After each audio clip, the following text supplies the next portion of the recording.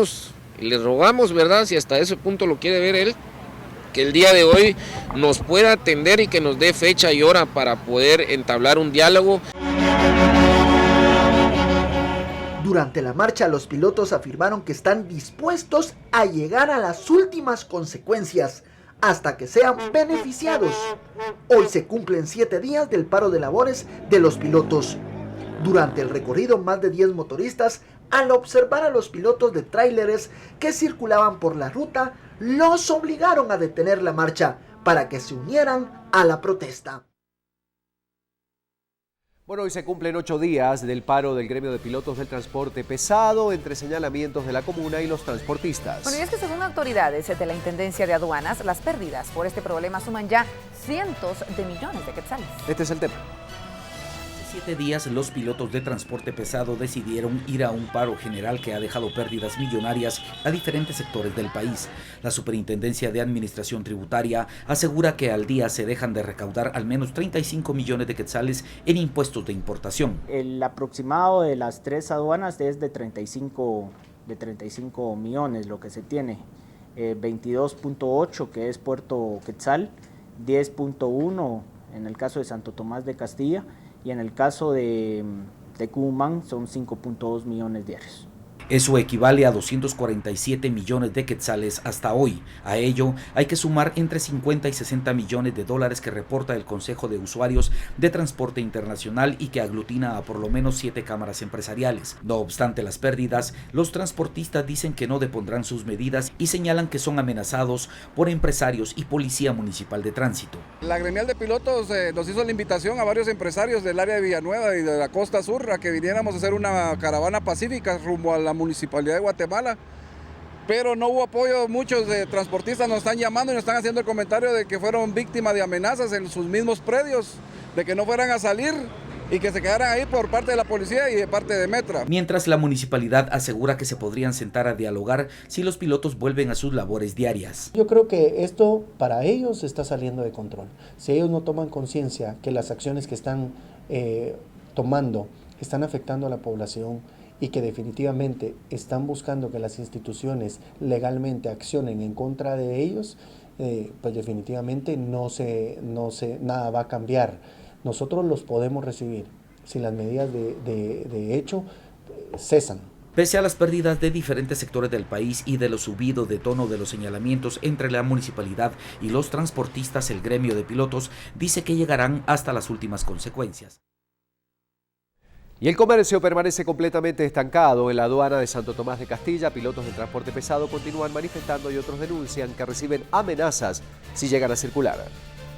Sobrevuelo por la zona del puerto de Santo Tomás se pudo evidenciar como lo que funciona como una de las principales puertas de importaciones y exportaciones del país. En un plazo de 8 días se convirtió en una zona fantasma en la que no entra ni sale nada. Incluso en las principales calles de Puerto Barrios, que regularmente se encuentra abarrotada de contenedores circulando, todo permanecía estático. Solo de bananos eran 383 contenedores que permanecen estancados. El movimiento de contenedores ha sido muy poca la circulación. Incluso anoche todavía salieron algunos de Santo Tomás de Castilla con combustible y los pararon en el cruce de Santo Tomás. Tuvo que intervenir la Policía Nacional. Los pilotos de transporte pesado continúan su protesta. Usted ve que el puerto está parado, el puerto está libre, la aduana, SAT está trabajando. Hace un momento se informó también de que no se está tapando la entrada del personal de SAT peatonal. Estamos parados porque no queremos circular hasta que este señor quite la restricción en Guatemala. Aunque no bloquean, según algunos pilotos que han preferido el anonimato y que permanecen retenidos dentro de Santo Tomás, este grupo amenaza a quienes optan por circular y por ello prefieren no hacerlo. Porque si vamos en movimiento, digamos, para adentro, recibimos amenazas. El lunes que venía yo, pues, fui agredido por ellos en Guatemala. Me golpearon, me tiraron bolsas de agua y tengo dislocado el hombro por ese lado. Sí, o sea que como ellos lo que quieren que es el apoyo, ¿verdad? Todo el apoyo que necesiten para hacer para tener el sistema, digamos, de estar acoplados todos juntos, pero como nosotros estamos parados en Santo Tomás, digamos, los camiones están adentro. Según Agexport, son ya 116.8 millones de dólares los que se han perdido por concepto de exportaciones vía marítima y 35.2 millones de dólares por la vía terrestre. Además, la Superintendencia de Administración Tributaria estima que cada día se pierde 35 millones de dólares por concepto de impuestos a través de las aduanas. Bueno, y es que garantizar el abastecimiento de combustible en las gasolineras de Jutiapa, según las autoridades de la Policía Nacional Civil, el objetivo es el apoyo a los pilotos que se encuentran, trabajando. Escuche usted esta información. El combustible continúa irregular en el departamento de Jutiapa. Hay algunas gasolineras que tienen dificultad para poder abastecer a sus clientes. Sin embargo, la Policía Nacional Civil los ha apoyado considerablemente, tomando en cuenta de que salen desde los despachos de combustible y los encaminan a ciertas distancias para evitar inconvenientes en el trayecto. Pues últimamente ha estado el rumor de que se iba a escasear la gasolina en el departamento de Jutiapa. Sí, eran ciertos los rumores hasta cierto punto. Ellos nos han enviado los camiones resguardados con policía, casi hasta Ciudad Pedro Alvarado, que vienen del sur. Ante la amenaza que circuló hoy vía telefónica, los pilotos del transporte pesado, especialmente de cisternas, han manifestado su preocupación, ya que temen por sus vidas, tomando en cuenta de que lo que conducen es inflamable. La verdad que mi piloto me comentaba que sí hubieron percances en Puerto Barrio, ¿verdad? Que en cuanto a unos vehículos intentaban pasar el bloqueo y sí tenían percances, ya sea con el vehículo o con las personas que hacían el bloqueo. Nosotros nos quedamos sin combustible como 3 horas con esa situación de que se nos desabasteció la gasolina, ¿verdad? Mientras tanto, el Ministerio Público ha informado sobre un allanamiento en Casa Presidencial y otro posteriormente en Matamoros, donde agentes de la Fiscalía contra el Lavado de Dinero han ingresado para recabar evidencia sobre una investigación que declararon bajo reserva. Agentes de la Fiscalía contra el Lavado de Dinero del Ministerio Público llegaron a la Casa Presidencial en busca de información de la Guardia Presidencial, que forma parte del tercer círculo de seguridad del presidente y vicepresidente. Dicha orden, pues no era las oficinas de SAAS las que ellos estaban buscando, sino que más bien estaban buscando Guardia Presidencial. No era la correcta en cuanto a dirección y en cuanto a institución.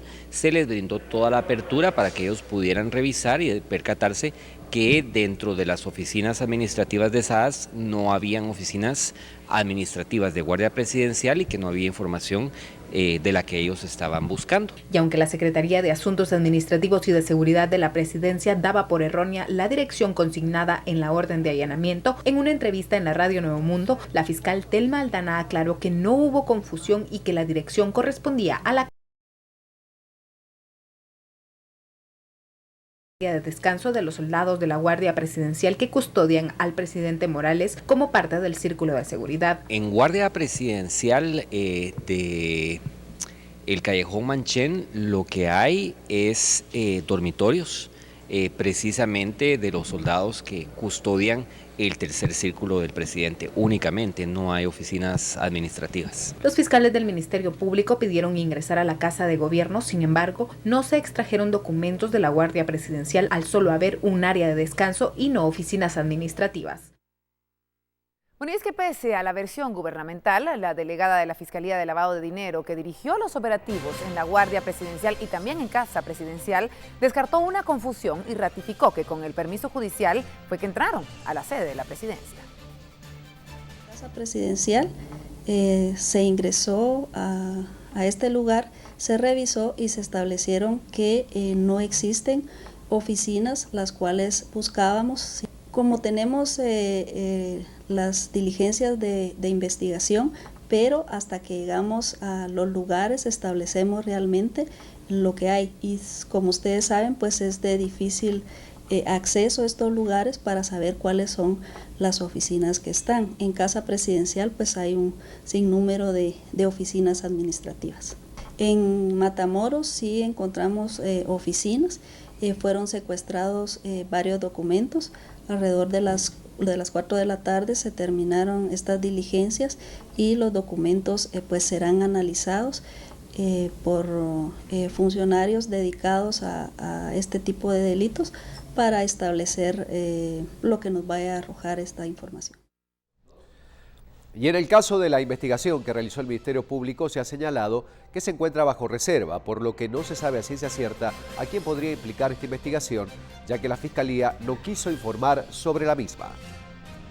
Según me dijo el comandante de Guardia Presidencial, la orden que iba era del archivo de Guardia Presidencial. Contiene toda la información administrativa y financiera de ese comando militar. Ahorita no tengo el periodo de tiempo, solo la orden era así de forma general. Bueno, y de acuerdo a la información, el Ministerio Público informa que como parte de esta investigación que se encuentra bajo reserva por orden del órgano jurisdiccional, esta mañana se presentaron a las instalaciones donde se identificó operaciones de la Guardia Presidencial, siendo justamente dentro del complejo que se ubica en Casa Presidencial. Este fue un comunicado del día de ayer sobre los allanamientos. Agentes especializados de la PNC, responsables de hacer la identificación de lugares, ubicaron ambas locaciones como áreas de acción y operación de la Guardia Presidencial. Es un hecho que se verificó y se obtuvo con información que se buscaba, por lo que en su momento y al terminar la reserva del caso comentaron al respecto.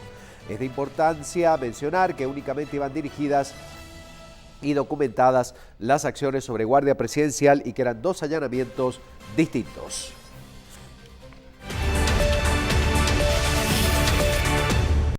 Y le vamos a preguntar a Omar Barrios Osorio, director del Centro de Estudios de Derecho. Omar, buen día. Hablemos un poco y hagamos una lectura sobre estos allanamientos y lo que se producía ayer en Casa Presidencial. ¿Qué piensas al respecto? Adelante. Buenos días a todos. Considero, desde el análisis y con el enojo que pueda tener cualquier persona, que definitivamente aquí hay un grave error de estructura, de conocimiento de lo que representa Casa Presidencial como parte de la organización de gobierno y de cómo está distribuido en su origen toda esa estructura inmobiliaria. Pueden ver las personas ahorita en pantalla un portón. Del lado izquierdo van a ver ustedes lo que es la Guardia Presidencial y del lado derecho la Casa Presidencial.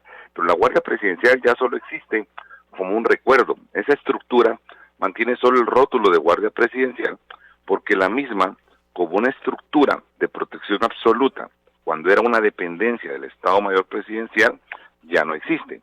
Hoy en día, la Guardia Presidencial es un pequeño grupo de militares que complementan algunas funciones de la Secretaría Administrativa y de Seguridad de la Presidencia de la República. Ya no tienen el peso que tenían antes, es un complemento, es una actividad de coordinación.